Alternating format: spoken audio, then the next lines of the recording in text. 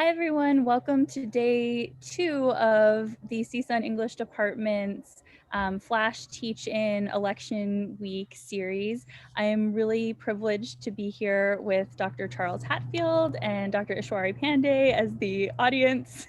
And we're really excited to talk today about a topic that's relevant to a lot of things that we've been discussing in kind of current events.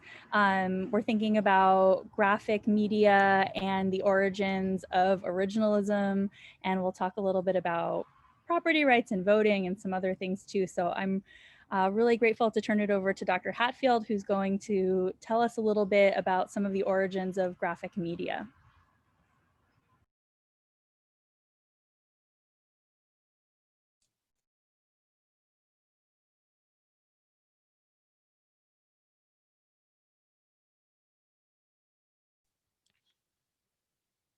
I think I'm unmuted now, I think, right? This is a week for making our voices heard, so I definitely want to be unmuted. Thank you, Dr. Spratt. Thank you, Dr. Pandy, for joining us.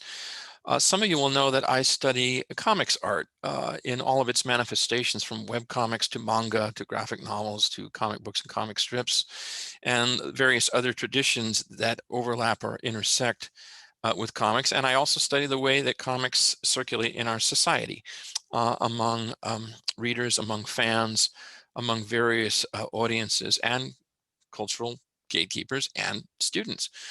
So what comics are and how people use them, how we make use of them, are of interest to me, very much so. And I think that there is an inherently political and certainly dynamically social quality about comics art. Historically, comics have been a non-consecrated or unconsecrated medium, widely considered illegitimate by gatekeepers in the arts and in criticism. And that has only recently begun to change in the United States.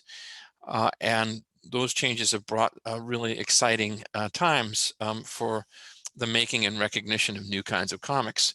So I have here a list, a very rough list of comics for our times that I drafted in response to some questions from teachers, not only at CSUN, but at other schools, saying, hey, what do you have about comics and social justice? What do you have about comics and the movement for Black lives? What do you have about queer positive comics or comics and feminism?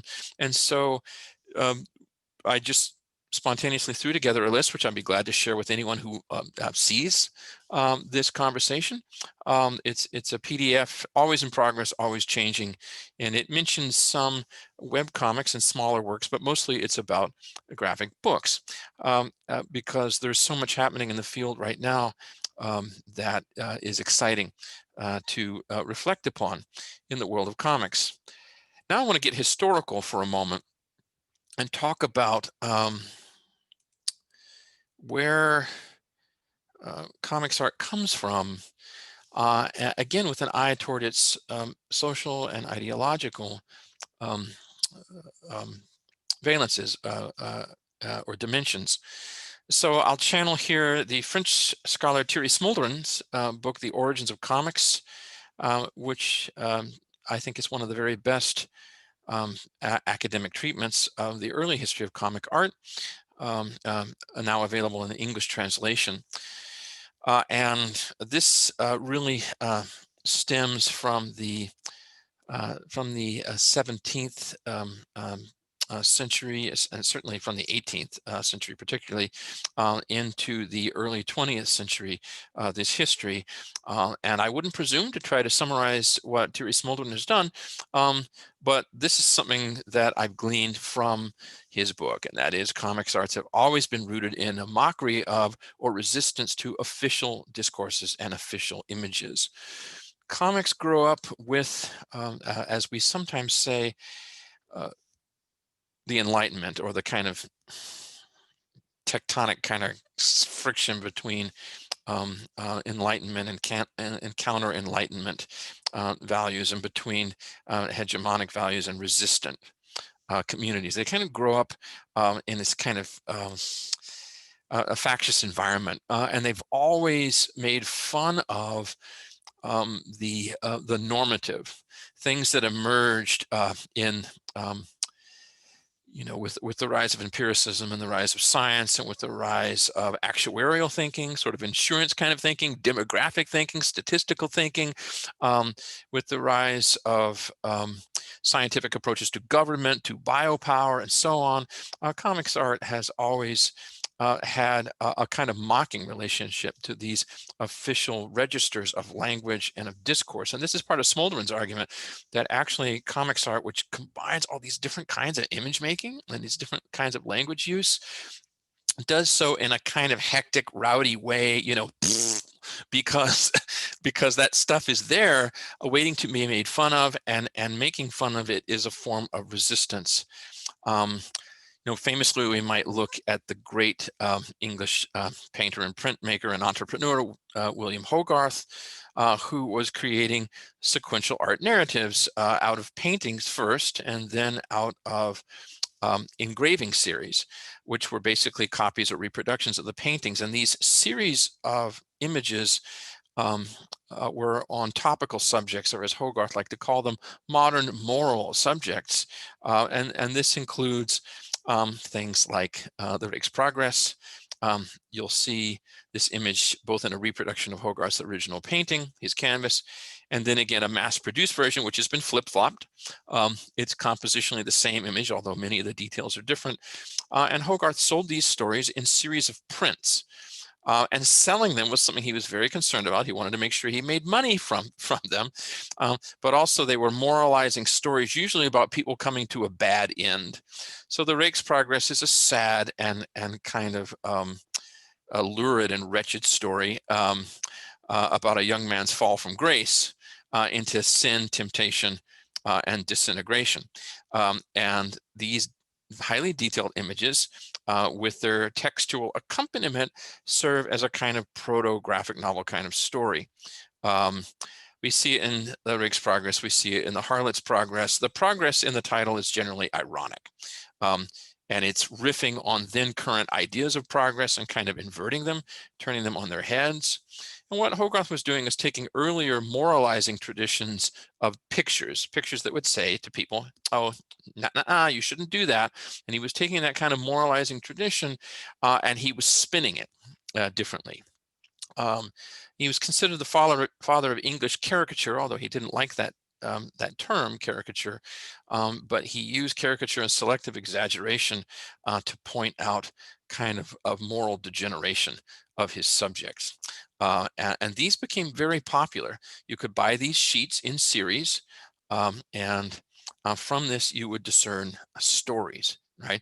And what Hogarth was doing was taking moralizing language and traditions that predated him and spinning them in kind of a popular entrepreneurial way, sometimes luridly and sometimes with examinations of vice, immorality, and violence. As in the stages of cruelty, right? This infamous image from that 4 Stages of Cruelty series, which is an extraordinary comment on Enlightenment era medicine, as well as human cruelty to animals and to each other, right? So Hogarth is a very important example of what's happening satirically in the 18th century, as well as origins of comics art. I'll not go very much further with this, but let me just give you one more example. A later generation of English caricaturists, the great James Gilray, who also sold etchings or prints on satirical subjects. This much later, at the very end of the 1700s and the beginning of the 1800s. So he overlaps, for example, with Jane Austen's era, right, on the cusp of the 19th century. Gilray used grotesquerie much more so than Hogarth, coming from the fad of Italian and French caricature. And caricature comes from a word meaning to load something or exaggerate something. And you can see Gilray going to town here with this kind of loathsome image of his idea of French revolutionaries engaged in cannibalism and infanticide. It's a grotesque cartoon image that would not have been out of place in an underground comic in the 1960s. Good old Gilray. And he was quite happy to use graphic imagery, sometimes in series, um, to make fun of, again, corruption. He also used word balloons and in some cases sequences of images in ways that predate the modern comic book and graphic novel. For example, in this series, the quintessential Englishman John Bull becomes a character. I think this is nicely shown in this 4-panel sequence in which John Bull is happy. John Bull goes to the wars. John Bull's family is turned out of his home because his property is in danger. He's away. And then John Bull returns looking much different than he did when he left. So this is a commentary on the waste and the trauma of war, as well as the impoverishment of the families of soldiers. When I see this kind of comic, and that's what I think this is, it really reminds me of all the stories of disabled veterans that come to us from folk song and popular tradition and popular graphics. And James Gilroy, as you can see, was unafraid to make really ugly pictures in order to make his point. So all this is happening in the 1700s. It happens with Rowlandson as well, other successors of Hogarth. So what we have is a moralizing image tradition that also sometimes kind of revels in the nastiness of the messages it's delivering. So if you've ever, read Gulliver's Travels, for example, and thought, wow, this is making a great trenchant point. Wow, this is so powerful. This is so moral, but also it's like really sick. And like Swift is really getting off on doing this. And it's like, you get that from comics and you get it in kind of an unlicensed manner, increasingly in the 19th and early 20th century. So you get a lot of that. Engaging in political issues such as the wastes of war, engaging whether from a revolutionary or even a reactionary perspective. You can see Gilray rather taking a kind of, we might think of as an anti-revolutionary stance as he depicts, the cannibals of Paris or what have you. But this is kind of raw and unvarnished commentary that takes us back into the very political origins of this now popular and globally disseminated form. What else can I say about that? Anybody? We could probably talk for days about this, right? Moving forward every decade or something like that. I thank you so much for that. That was really interesting, and I loved how some of the prints that you chose are speaking to concerns that move from the 18th century to the present day. So this, I think it was the second Gilray slide that you had, was that famous inoculation uh, example. And if people aren't super aware of the history of vaccines and inoculation, this was a practice that certainly in Eastern countries had gone on for many generations. And in the 17th and 18th century, with the expansion of imperialism and travel, more kind of elite Western British people became aware of inoculation techniques that were really new and often scary. So it, especially in the toward the end of the 18th and early 19th centuries, there were outbreaks of all sorts of different things, chickenpox, cowpox here as we see. And this would be something that would have been life-ending for lots of people if they got them. And inoculations were really important in helping people stay healthy and well in the 18th century in the same way that it's true today. But there was a lot of anxiety about what that looked like, what that would be. And you can see Gilray's, as I loved, Dr. Hatfield, your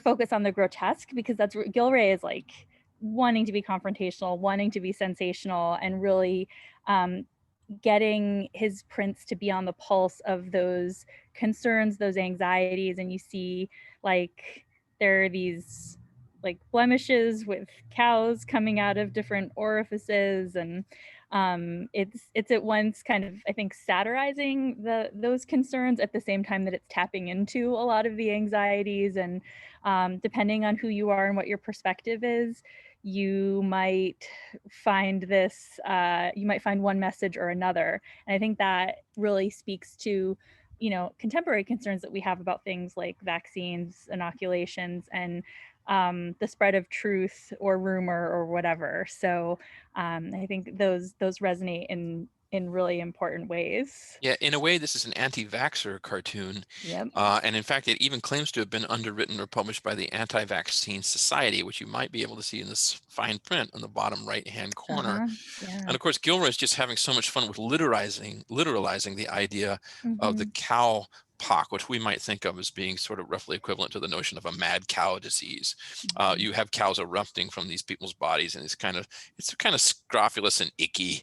It's also Mm-hmm. kind of funny, but only in kind of a gross manner. Mm-hmm. And there's lots of gross details we could look at in the image, but it is an intervention in its times. Thank you for mentioning that.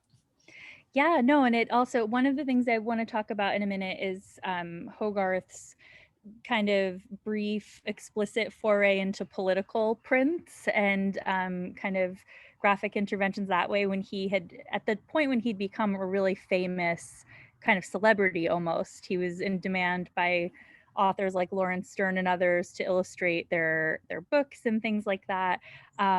So I want to talk about that, but I loved the insight that you had about the way that the caricaturists are really speaking to other socio-political concerns of the moment, like the soldiers and their injuries. So let me share my screen quickly, maybe not so quickly. um,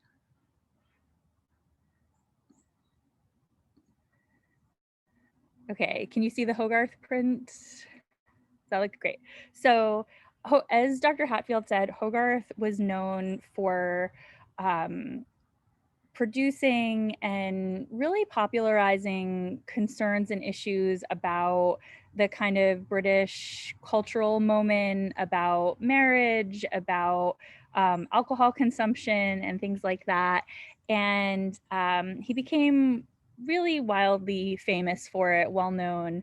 And so by the time he was producing works in the 1750s, he himself was a kind of celebrity artist, the way we might think of someone like Banksy, um, which is sort of in the popular imagination.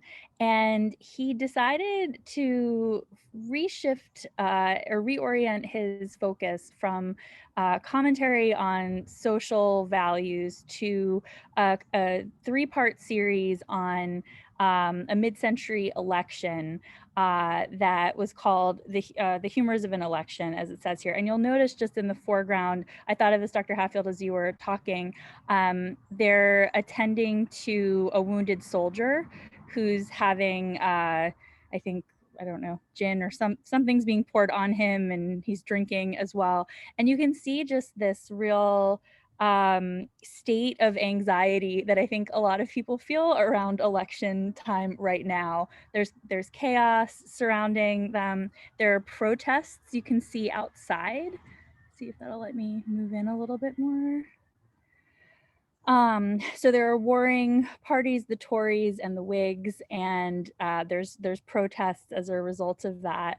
And so, without getting into too many details about the differences between the Whigs and the Tories, it speaks to our particular moment, because we have that same kind of factionalism going on today, like two-party system where people are really kind of anxious about each other's stance, and some real chaos and concern in areas where they're debating what's going on. Let me just have these images pulled up from Wikipedia for ease of access, and that sort of worked a little better. Okay, here we go.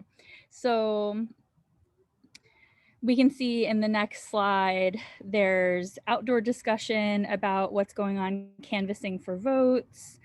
And then finally, at the polling place, right, there's this sort of anxiety and chaos going on here as well.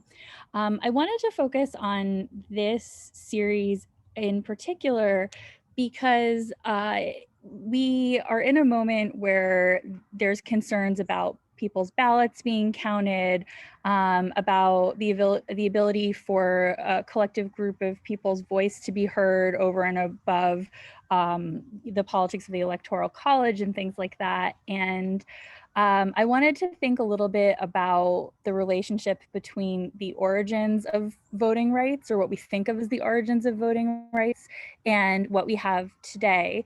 So there's been a lot of talk in the news, especially after the confirmation of Amy Coney Barrett, about originalism and this idea in some sects that adhering more closely to founding documents like the Constitution is actually more liberatory and more grants more freedoms to groups of people than interpretations that have happened in more recent years. And I wanted to just sort of think through what claims like that mean.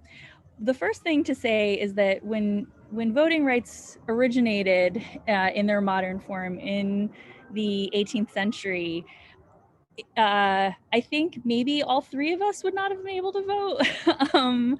You needed to be a property owner. You needed to be of a certain standing in society.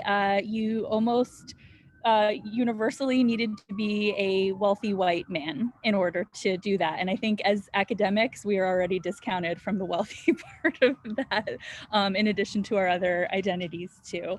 And this was a thing that was attached to lots of political thinking that we see as being at least libertarian, if not more sort of socially progressive. So when John Locke writes about voting rights, it's assumed and attached to the idea that in order to be someone who has a political voice, you must own property. As then, as well as now, most people did not own property, and so most people were really excluded. And then over the next 100 plus years, 200 years, there were lots of efforts towards suffrage. First, suffrage towards white men, regardless of property status, and then moving towards women and other groups being able to vote. And those changes didn't happen until the late 19th century into the 20th century, if we're speaking both about the United States and Great Britain. And truly, we still have problems with universal suffrage today because people are barred from voting if they don't have the proper ID. Indigenous identification cards are often not counted towards being able to prove your identity at polling places. Ballots are being contested up until today if they're mail-in, if you know what counts as a legitimate vote. So I wanted to just think through that big picture claim about if we move back to founding documents, that somehow it creates a more free or open or less corrupt or tainted space, because even then there were problems, and people in the community knew that. And that's actually why Hogarth and Gilray and others were participating in political discourse through graphic works, through newspapers and other prints, because that was a way that more people were able to sort of participate in conversations about governance, about their rights, than they were actually at polling places or through voting or other founding documents in the United States and the United Kingdom. So that's just food for thought to think about. And for me as an 18th centuryist, it's really exciting, Dr. Hatfield, to hear how people like Hogarth and Gilray are useful and important to your work and your studies. And I think it also helps us think through issues of social justice today. That's my spiel about that. One of the things that I have enjoyed doing or trying to do with the lectures I've recorded on video under lockdown, the kind of things I would have been doing in the classroom months ago, is trying to get from very early, let's say 18th and 19th century origins of comics art, to contemporary ideas like the meme as a form of comics art, the internet meme, and trying to do that move in about 5 or 10 minutes. So we're talking about hopscotching over centuries of history in order to set forth some ideas very broadly, very quickly. But it's certainly true that many memes um, are sequential. They offer a kind of comic strip-like a succession of images. And even those that do not typically combine text and image in some way that is really interesting to me as a comics head. You know, that's kind of one of the tools that I bring to these things, being a comics head, and seeing the exchange of information along those lines. And it's kind of exciting to think about Hogarth, who, on the one hand, is a painter, and he's seriously invested in the analysis of beauty and in aesthetic debates and aesthetic theory, and in academic art after a fashion. On the other hand, he's a sort of scurrying entrepreneur who kind of um, nudges Parliament into passing some copyright legislation because he doesn't want his intellectual property to get ripped off. Thank you very much. And he's producing derivative works in the form of reproductions of these images for a mass market. He is trying to get beyond the individual canvas into a mass distribution of series of images. Today, people with meme generators can do and can reach large numbers of people the way Hogarth would only have dreamed of within minutes using this technology. It's all part of the tumult of communication today, but the irresistible impulse to have messages delivered pictorially, often with crucial kind of textual accompaniment or words. Yeah, that just seems to keep on going. I've seen some scholars of late and critics, Kim Juha and Sean Kleefeld, talking about memes as comics art, which had, kind of escaped me. But of course, yes, right? And in this way, it's kind of an argument for the topical and often adversarial use of imagistic commentary over the history of comic art. It's interesting that the donkey and elephant symbols that symbolize the respective major parties in the United States are really the coinage of, or at least are popularized by Thomas Nast, the great American cartoonist, in Harper's Weekly and other publications. And Nast really came to prominence doing Civil War cartoons for Harper's during the American Civil War. But he's also the source of these enduring kind of iconic and politically loaded images, donkey and elephant. Of course, he's also the source of many of the popular images of Santa Claus, right? Nast, right? Or whatever. But he's a controversialist, right? And it's interesting to think about how artists engage sometimes cruelly with stereotype, right? Nast was not above it. Yeah, he could mobilize stereotypes even when he was advocating for the abolition of slavery or against or protesting white racism against Chinese immigrants, but he could still graphically summon the stereotypes, and I think that's there's a mixed inheritance there, but there's a vital traditions of communication. Yeah, the United States Constitution is a very short document. That's one of the things about originalism, not to editorialize over much, but it's a quite short document, especially if one excludes the first, batch of amendments that becomes the Bill of Rights. Its articles are devoted to procedural matters, defining the distribution or separation of powers among several branches of government. It says nothing about party at all. Party is kind of a superstructure or a barnacle that's become attached to something else. It's such a small document, and it's interesting to think about how that document gets marshaled, for what are moral and ideological debates. It's true. And I think that's a good note to leave off on, to think about. Let's go to those documents that people are talking about and really consider where these comments are coming from and where we can intervene. Thank you, Dr. Pandey, for being here. Thank you, Dr. Hatfield, for that really informative and exciting overview. We have another 4 days of very cool topics and discussions. Tomorrow will be a kind of joint graphic novel discussion with Professor Hatfield and Professor Love, as well as a poetry reading from Professor Young's class. And then throughout the week, we have some open discussions too. Gardeners are here, so I'm gonna go also. But thank you so much, Dr. Hatfield. Yes, please vote. Thank you so much. Voting is your superpower. It's right? true. Keep that in mind. All right. Thanks, Dr. Hatfield. Have a good day.